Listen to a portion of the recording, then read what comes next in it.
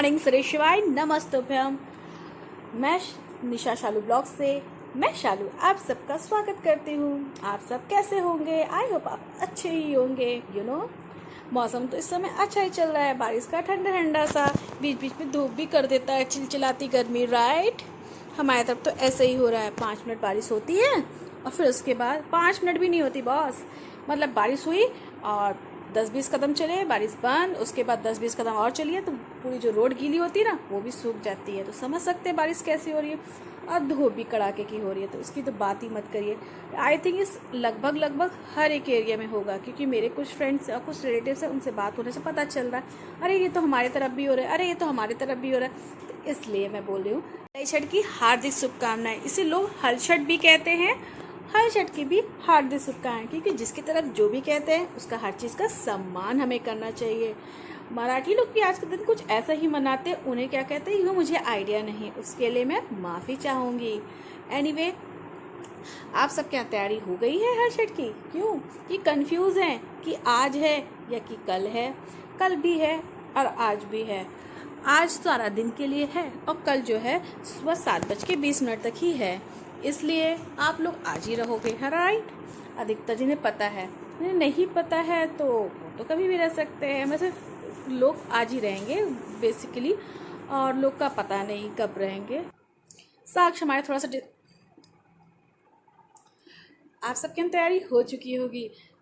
कुछ लोग तो भाई कल से ही महुआ के पत्ते, उसके दातून और खाने की चीज़ें, मतलब चावल उसको भुंजवाना। हमारी तरफ तो ज्वार और चावल, मटर, चना, मतलब 6 अनाज होते ना, उसको भुंजवाया जाता है। भुंजवा के आज तो भुंजवा लोगों को ढूंढना पड़ता है आज के दिन, है ना?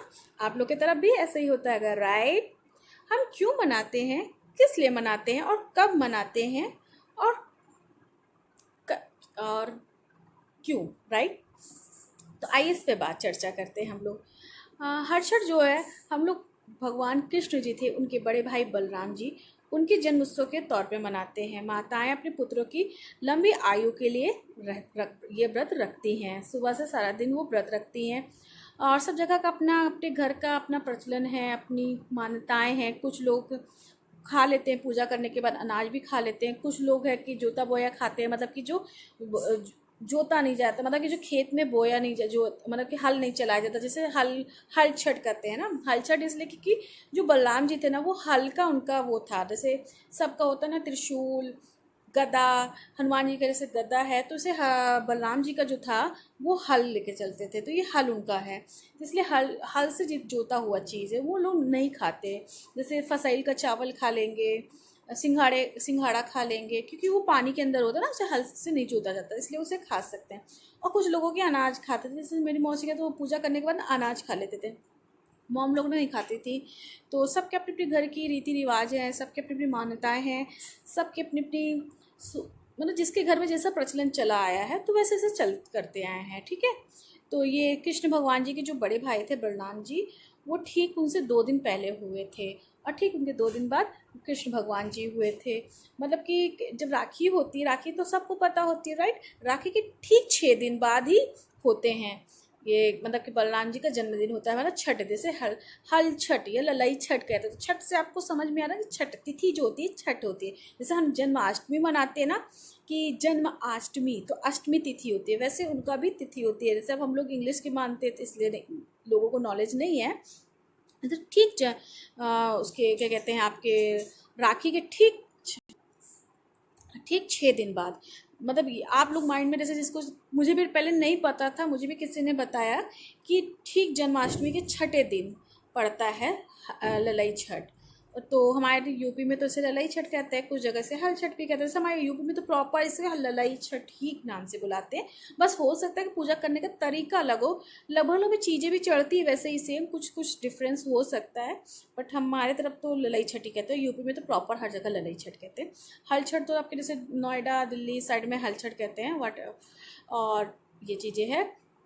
ठीक, और उसी के ठीक 2 दिन बाद अष्टमी पड़ती है, तो श्री कृष्ण का भगवान का जन्मदिन होता है।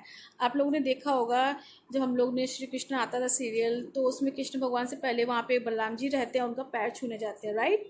तो इसीलिए 2 दिन पहले तो उनके जन्मोत्सव के तौर पे एक खुशी कह लीजिए, तौर पे मनाया जाता है कि उनके बेटों की भी रक्षा हल की तरह मजबूत हो, उनका बाजू मजबूत हो, इसलिए उनके पानी पूजा होती है ना, तालाब बना के की छठ की पूजा देखते देखेंगे आप लोग पानी के अंदर ही हो जाए, चाहे वो हाँ ललाई छठ की भी पूजा पानी के अंदर ही हो जाती है।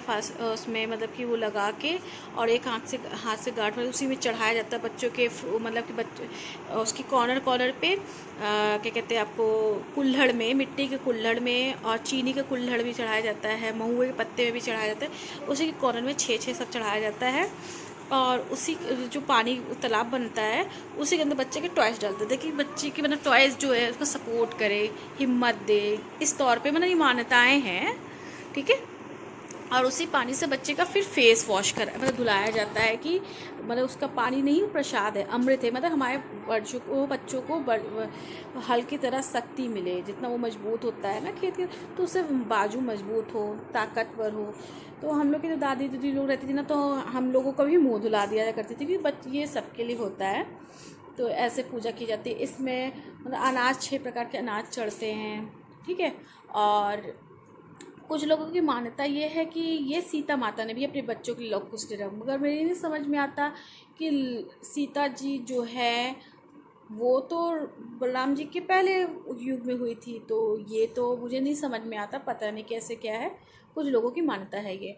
हाँ, और ये भी है कि आज भी है लड़ाई छठ और कल भी है, तो कल 7:30 बजे 7:20 तक ही है, तो इसलिए लोग महिलाएं आज ही रहेंगी।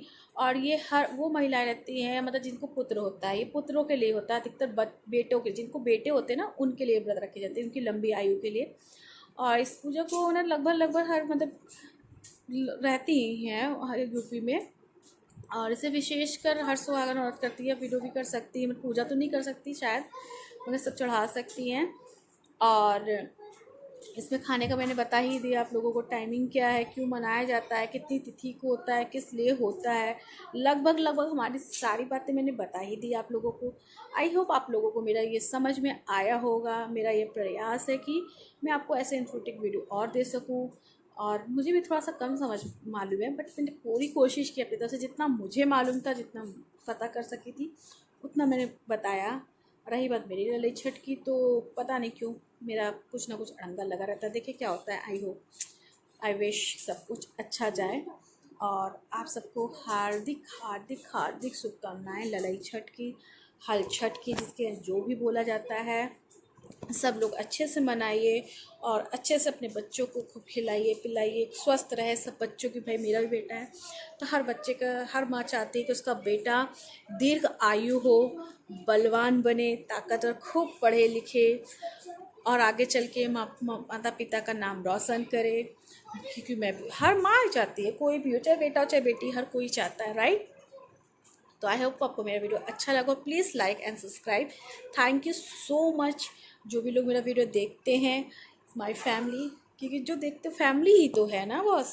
तो थैंक यू सो मच दिल से। And good night sweet dream. Good night sweet dream क्या कहूँ, अभी तो दिन ही है। Anyway bye, love you all.